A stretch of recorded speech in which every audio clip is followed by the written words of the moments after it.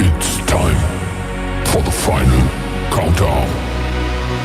The show starts in 10, 9, 8, 7, 6, 5, 4, 3, 2, 1.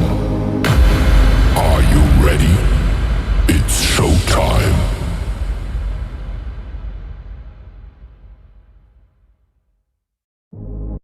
Hey guys, how you doing? This is James Adeleke, Chief Executive of Generation Success. I am so delighted to have you guys join us. It is exciting because it's another one of our live sessions. Woo! For those who don't know, let me go back. Let me just see if I can get my face up in here. Well, that's the one I want to pin. All right. So for those who don't know, I am Chief Executive of Generation Success, and we are an award-winning social enterprise that's working to create a world where your career is not determined by your career. And we do that in several ways. We partner with 65 employers across Ireland and the United Kingdom to level the playing field into industry through 3 pillars. Learning and development, we do career days, workshops, anything that's required to give our young people the skills and tools they need to succeed and get into industry. Secondly is mentoring, matching young people to mentors in industry. And the third pillar, number three pillar is all about early careers recruitment, getting our young people into their dream careers. Woo! Because the thing is, come closely, talent is evenly distributed, but opportunities are not. And we're all about creating that fairness of that opportunities distribution. All right. Fantastic. Oh, so excited. Please come on, like, comment, and share. So today I'm going to be covering what we're going to be doing for Black History Month. I'm going to talk about the fact that it's Inclusion Week as well. I'm going to talk about how it's like being a minority within the UK and all that type of stuff. Before I do that, let me welcome you into the Generation Success world. So this is a showing you what people are going to see when they come to our conference on the 26th of October. I'm going to treat today like an interactive session between myself and yourself. So I'm going to take you into one of our breakout rooms. So yeah, if you don't know about it, on the 26th of October, we've got our City Careers Conference. It's going to be a very, very amazing interactive session. And I can't wait to have you guys there. So before I go into today's topic, I'm sure you guys are probably wondering who Generation Success are. So let me just quickly play you a quick video about who we are as an organization. And hopefully you can hear the sound. Let me just oh yeah, you can hear the sound.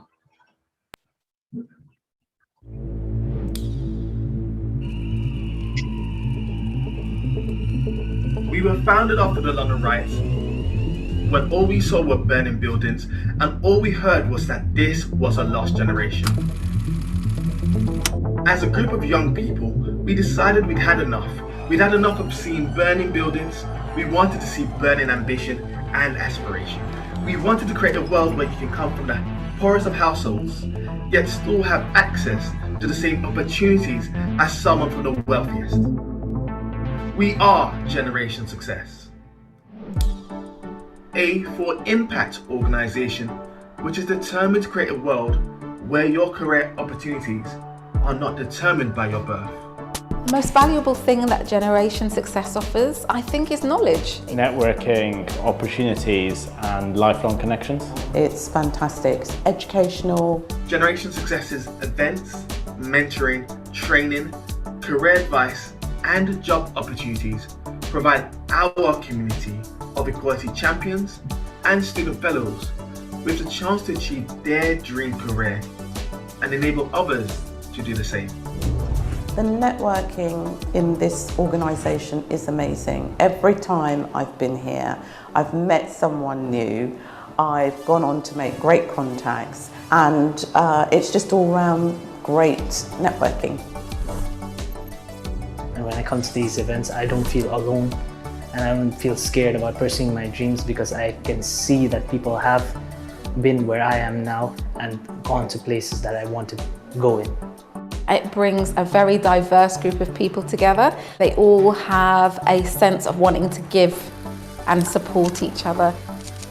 And I think that really breaks barriers down. It's great to really give that knowledge to someone else. Hey, this is what I've done, this is what you can do, really help them build their businesses, which I think is amazing. But for me, the real killer for mentoring comes from the other way around. It's kind of what I learned from them. The real opportunity to share knowledge, whether that's from the speakers, whether that's from the people who network with each other, whether that's from the immense resources that the members have access to. There's so much knowledge, and as we know, knowledge is power. So it's giving everyone a huge amount of power. Whether you're a dream hunter looking for that first rung on the ladder, an organization seeking to make a structural changes, or an established professional looking to give back and support the move to equality, Generation Success can turn your ambition into reality. The time is now to be part of that change. I have to tell you, I love that video. Every time I see that video, it gives me shivers because it's a real great representation of what we're about as an organization. Now, we are heading up into Black History Month, and to this week is National Inclusion Week. Now, I did a talk to an amazing organization yesterday about my experiences of inclusion, and it was powerful. It was really, really powerful. I love how them as an organization are continuously challenging themselves and thinking, how can we do more? How can we become more inclusive? How can we create an environment where everyone has a platform to be the best it can be?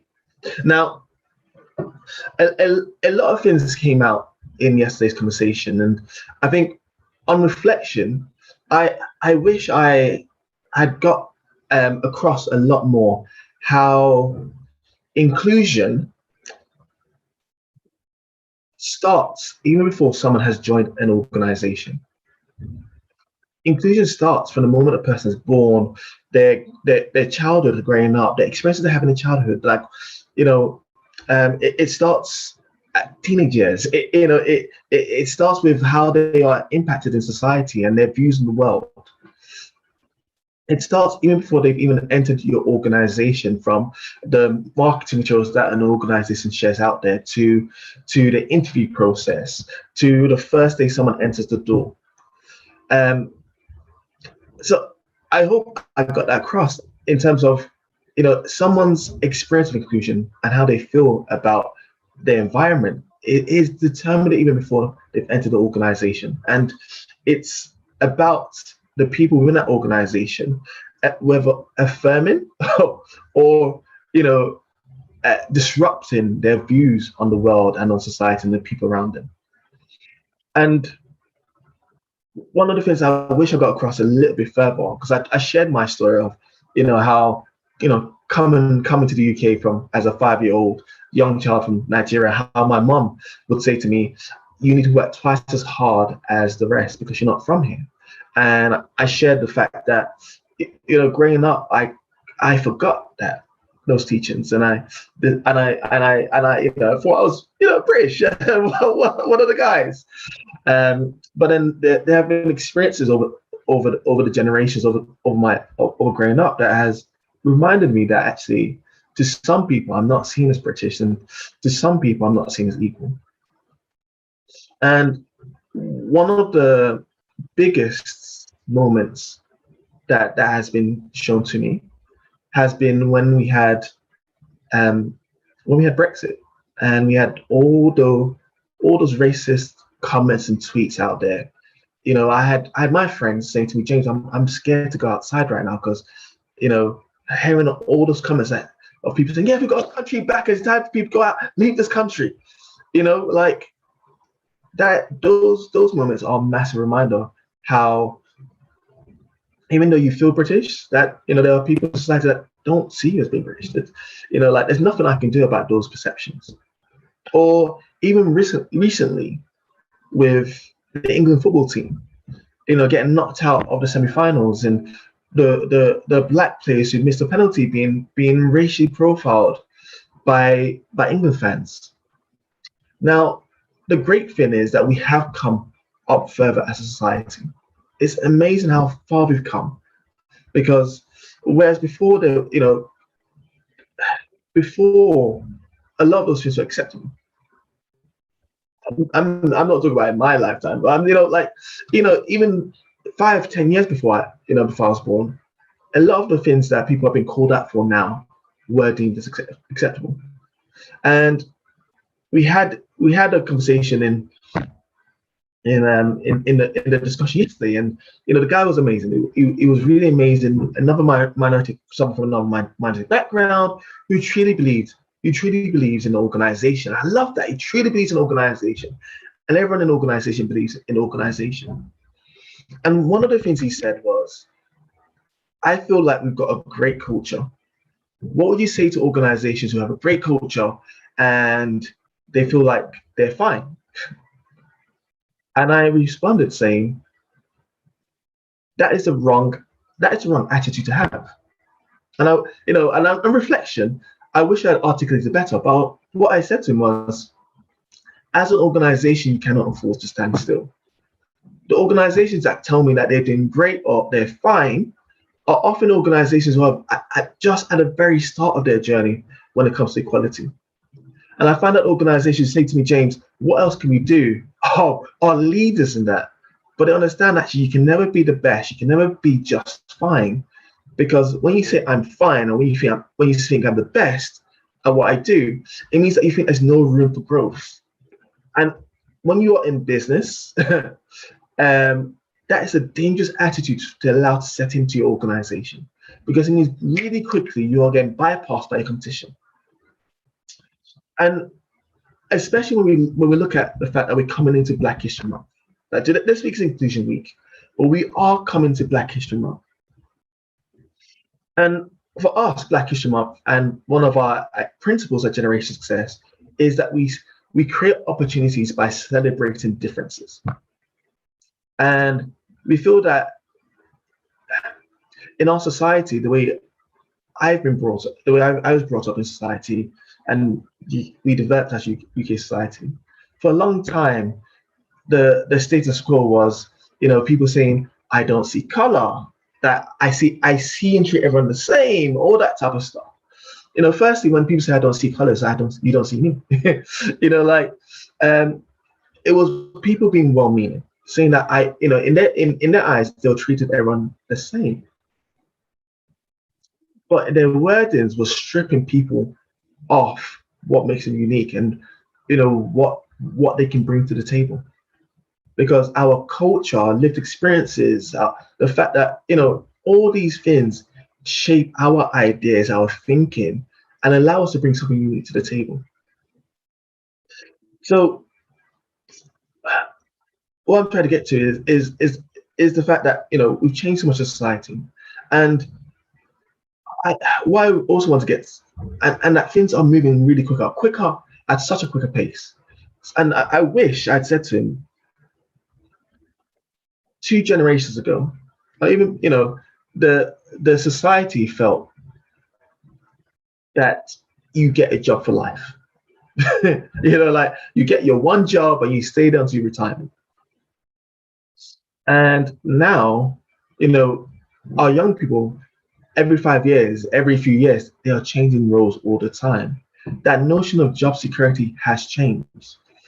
And which means actually the notion of inclusion has changed as well. And what an organization puts in place supports people.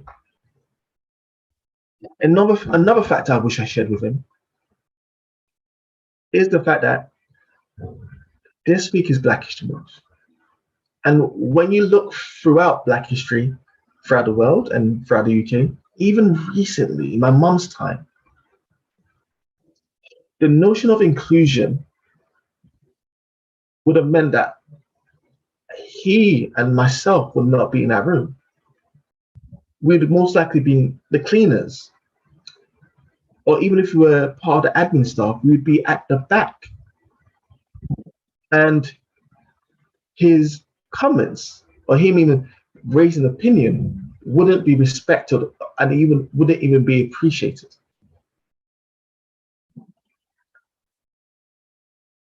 that in my mum's generation, the fact that she was just allowed to be in the room, at the back of the room, was acceptable inclusion.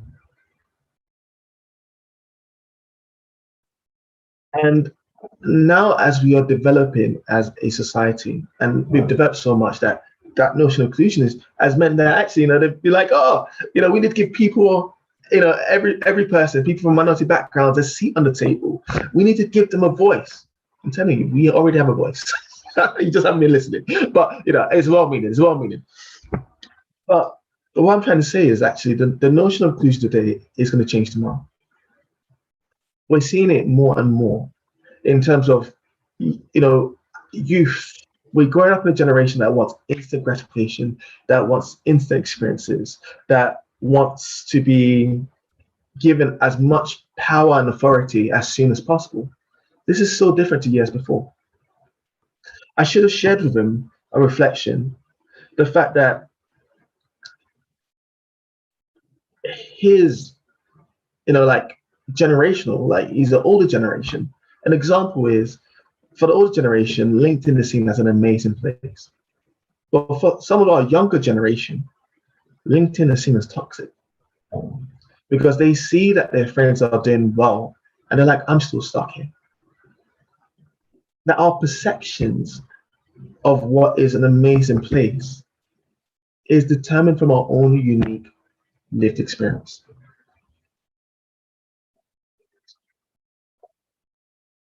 And this really takes me into the subject of inclusion and next week's Black History, and the fact that next week's Black History Month is the fact that actually, if you are a person of color, it doesn't mean that, when you say a person of color, especially after George Floyd, it felt like every organization was going to their Black employees or their minority employees and be like, tell me, what do we do?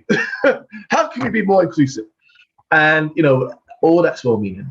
But I really do want to raise the fact that every person is unique. One Black person's experience of inclusion, of diversity, of equality, of society is going to be very different to someone else's. And not every person of color is an expert on that. They're just an expert on what things can be changed that would support them, their own individual selves and personalities. And yes, there's a strong correlation that if you create an environment that supports me, it will support other people of minority backgrounds.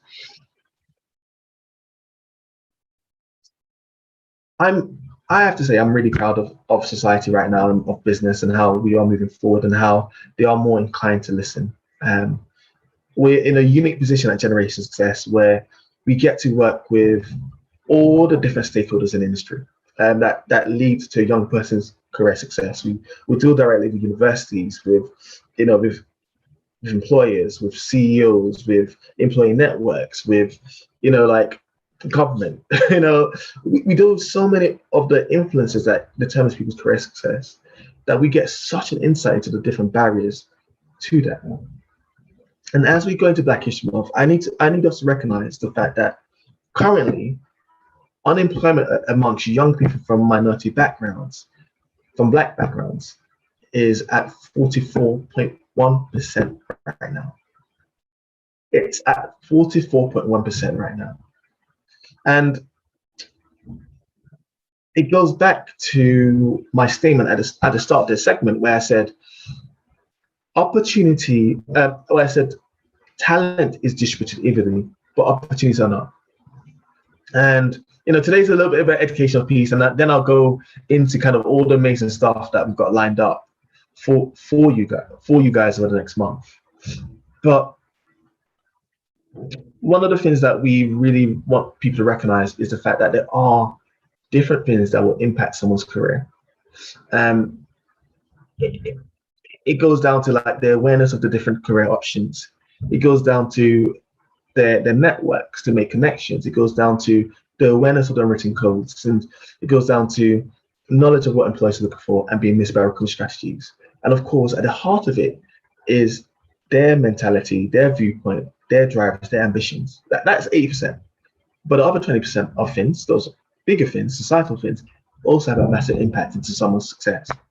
Because that was another thing that guy said yesterday, and well-meaning and all that type of stuff. It's like, yes, biggest determinant of someone's success is the ambition and the drive, and that's so true. But you cannot take away the other societal influences that determines whether someone can make their ambition a reality. You can't take that away. Like, it's our job as colleagues, as society members, to help every individual have the platform they require to realize that ambition. And we are so lucky. I'm telling you, as we go into Black History Month and we look back over the history of successes of minority people in the UK and the world, the barriers to entry, the barriers to realizing that ambition have been removed so much. It has been removed. They're not removed completely, and let's not like confuse ourselves and put ourselves into a false sense of reality. Like, the barriers to success are still there. They're just less, and in some cases less visible. Biggest barriers: generational wealth. But generational wealth is not just money. It's the access, it's the knowledge, it's all the things that it's the assets and all that type of stuff that generational wealth gives an individual from that background. Like, you can't make that up in such a short space of time. Like, it was only like 30-40 years ago that we had signs that said no blacks, no Irish, and no dogs. Like, I'm sorry, but like, you can't say, oh, because we don't have those signs up anymore, that we're now all starting up from the same canvas. No, we're not. Let's just not lie to ourselves. And I'm going on a rant, but one last thing around this, and then I'm going to kind of talk about what we got coming up. One last thing is, yesterday I set on a board which is about getting cross-party support for a 20 to 30 year strategy on our future education system to get young people to fasten that transition for our young people from education into employment. And one of the points I noted and I said was, at the moment, society is not ready for the concept of equity. They are barely ready for the notion of diversity inclusion. And we need to do more to educate our society. And in that context, I was saying that we need to do more to educate our young people to really appreciate and value equality and other cultures from a very, very young age, because they are the ones who are going to be growing up. But also, we need to be able to counteract the influences that they have around them. And it really goes back to when I talked about growing up, that my experience of inclusion growing up is very different to other people's. Like, in my mom's age, and my mom's African, my mom was Nigerian, and she has a very traditional, growing up, she had a very traditional concept of stuff like gay marriage and stuff like that. And it's really interesting to see how over the years her notion on stuff like that has evolved. She still has a very traditional idea on that, and I'm like, Mom, like, you can't say that, they're human, like all that type of stuff. But like, if I had that around me, imagine what other young people have around them. So let's understand that Inclusion Week is great. Black History Month is amazing. But our fight for inclusion does not stop here. Whether that's at a organizational, a society, and an individual level. In order for us to create a world that we all want to see, we all need to step up for this. Now, I am about to, before I start to show you guys our upcoming events, let me just move my thing up. I'd love to see if you guys have any comments, any suggestions. It'd be great to see. Because please do like, comment, and share as well. So what we got coming up is a bit skewed, so I apologize for that. But what we got coming up, we've got so much coming up for you guys. I'm only going to do this short live, so I'm just going to be with you for another few minutes. But literally, to celebrate Black History Month, we have created 55 days of opportunities and connections.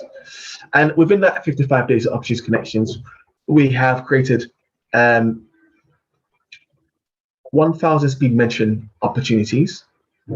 We have over 300 professionals signed up to volunteer through talking, through mentoring, through CV dropping sessions.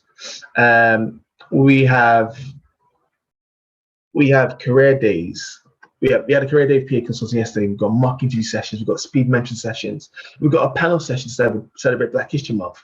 We're launching our community outreach community engagement program with a law firm. We've got mock interviews. We've got and our City Careers Conference on the 26th of October. And then we've got more speed mentoring sessions and how to get a job in investment banking on the 23rd of November. Look, guys, I said at the start, talent is distributed evenly, opportunity is not. Over the next 55 days, we are bringing opportunities to your door. You don't even have to leave your home. Opportunities to you. When you think about the fact that people get jobs through, 35% of people in some industries get jobs through word of mouth, you cannot afford not to build your networks. These events are free for you to enhance your career and to get a job in your dream career. So if you're watching this, please like, comment, and share. Please kind of sign up to these events. Please share that amongst your friends and family, because we are working to ensure that no one is left behind.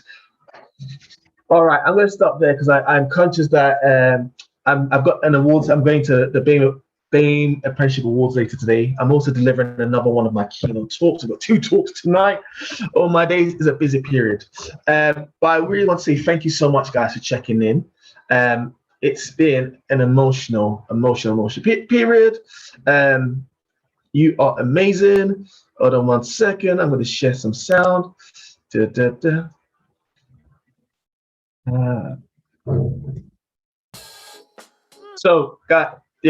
So guys, just want to say once again, thank you so much. Thank you so much for checking into this Friday's Live.